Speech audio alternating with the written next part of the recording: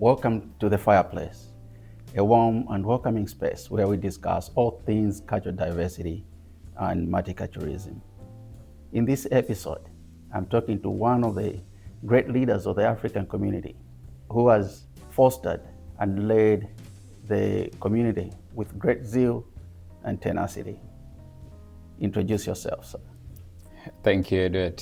My name is Beny Bol OAM. I'm the former president of the Queensland African Communities Council, and I'm the current managing director of the Village Support Ltd. Thank you. Thank you. It's a pleasure to have you on this episode. Thank you. I wanted to have a chat with you on a number of issues, one of which is give us insight on what are their African parents or in the African community, parents that were born in Africa, raised in Africa. They are so rooted in their traditions, but they are here in Australia raising children who are embracing the culture that they have found themselves in. How should communities navigate around this challenge? Well, thank you, Edward. This is one of the most important questions, and I think it's a very important question that we can all need to look at very analytically. Obviously, we are facing so many different challenges in the new system, in the new country, and one of those challenges is parenting in Australia. When you have typical African parent that were raised in a different environment, as you said, different traditions, culture, religions, and support system, and values, because as a community, African collectively, we are a collectivist culture. So we like to do things together. We raise our children together as family, extended family, the whole village, which is why we established this particular places. And then we moved to Australia, a country where it's more individualistic and everyone doing things on their own. And we still have those rich traditions and cultural values. And just trying to reconcile the two worlds can be quite overwhelming. There's a lot of conflict within the families as they try to adjust and integrate in the new system. You've got children that either are born here to typical African parents, or they came here when they were relatively younger and they have no recollection of the past and what their parent would have gone through. So you find that some of the parents, not just in terms of challenges raising their children, but also language barrier. So they are unable to communicate effectively with their children to let them know about their aspirations and the love for them. And sometimes children assume that their parents don't care simply because they are unable to communicate in the way they would wish to. And I think for us, it's more around how do we engage with the mainstream system, learn as much as possible from the mainstream system, because this is the system we live in, and also not letting go our rich values, cultural values and traditions. So we need to compromise on the two, borrowing from the system where we live and making sure that we take the best out of it, and also keeping the best of our tradition and communicating that to our children in a way that there's no conflict. There's no conflict between the law, the system, and our rich tradition. So just reconciling the two can be quite complicated. And because we also live in a very complex system where there's a lot of key stakeholders, and their communication styles is also creating confusion as we parent our children. So they go to school, they're dealing with other support networks, they're meeting with their friends, and all of them have got different communication styles, different lifestyles and everything.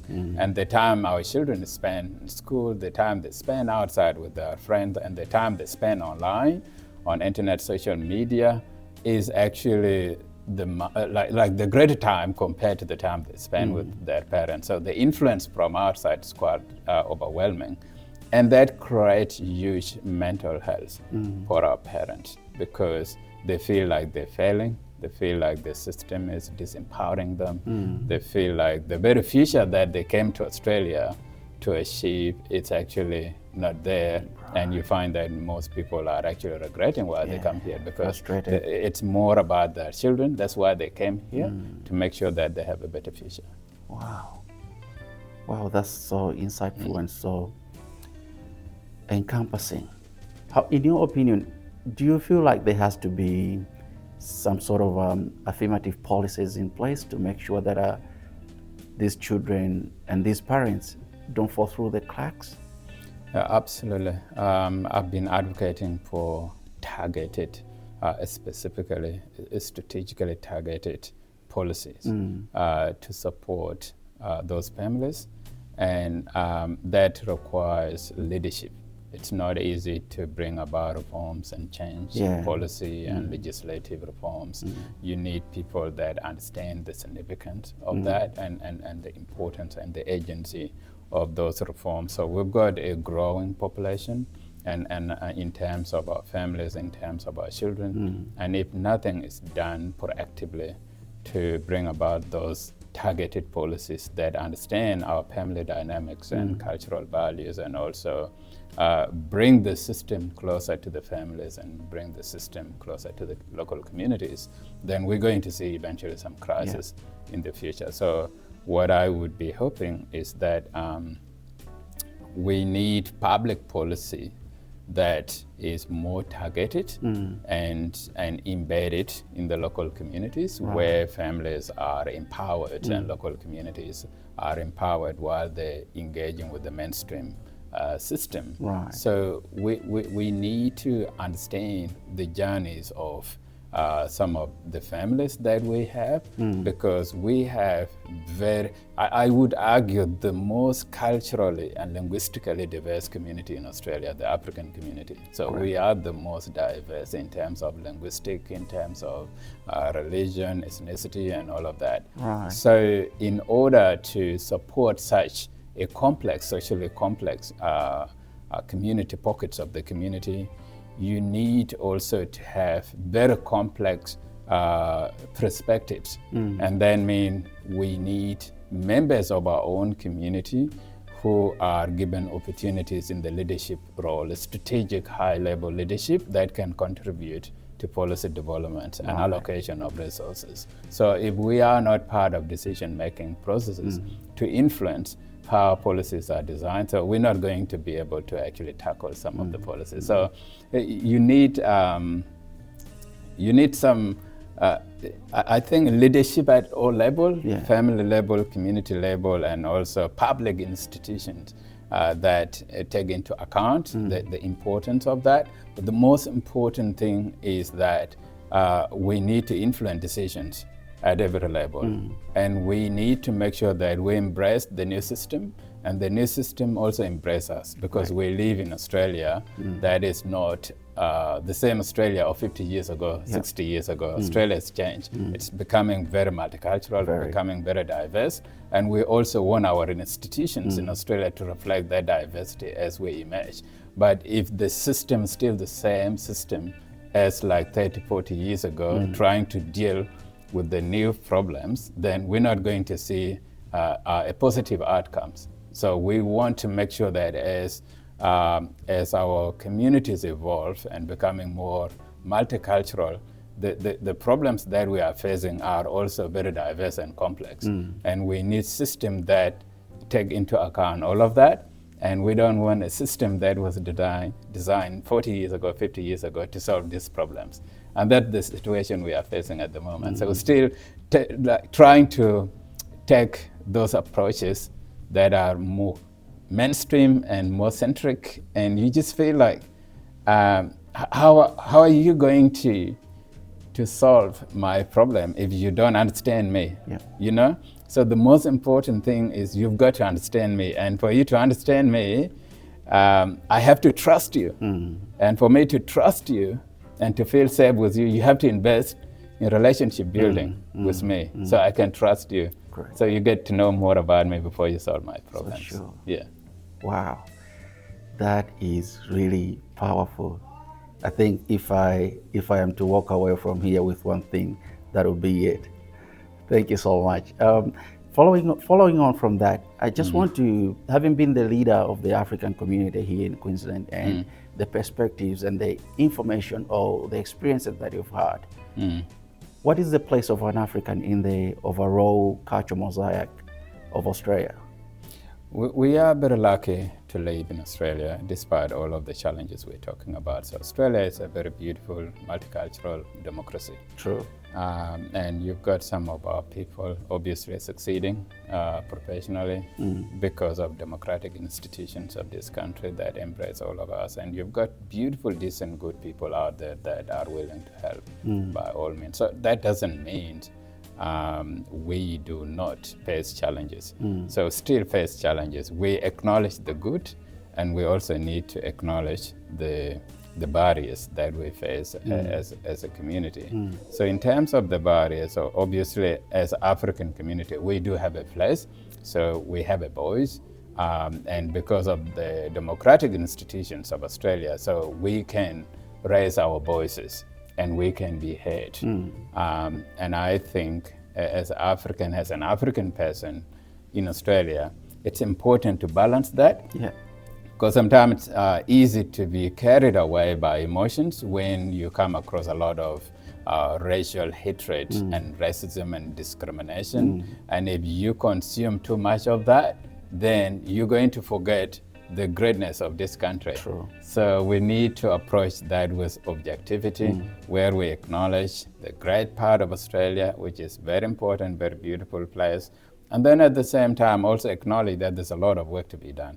And for me, particularly, I think the challenge for us as a community, African community, so I usually say there are marginalized of the marginalized within the Australian community. When we talk about even racism, so racism doesn't affect all minorities with the same degree of magnitude. It's different. Yeah. So like the way it's affects Indigenous Australian, the way it's affects the African community is relatively greater than the other pockets of the multicultural communities, you know?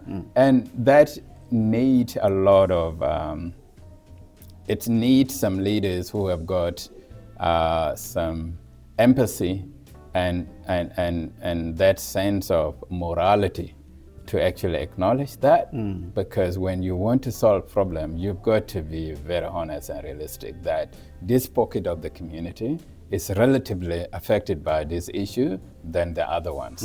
And what we are experiencing a lot is the so-called structural systemic discrimination and racism. And you find a lot of people talk about racism just because someone said, go back to where you come from, or this monkey and all that. So for me, and I've been saying this a lot, it doesn't really bother me when people say those things. It could be someone that's frustrated with life and many other things going on in their life, and they will just say all of these things. And that's what actually bothered me. And what you find in the system is a lot of people want to make sure that our attention is on that, on people that are saying, go back to where you come from and all of this. And that will never finish. There will always be people that will say those things.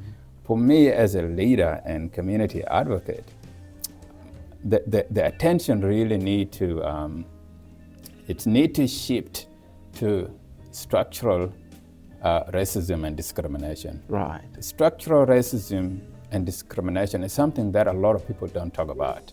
And it's the most destructive forms of discrimination and racism because it's actually done by someone in the position of leadership without officially or publicly saying it. So you do that through systems, through decisions, through practices that you would always justify.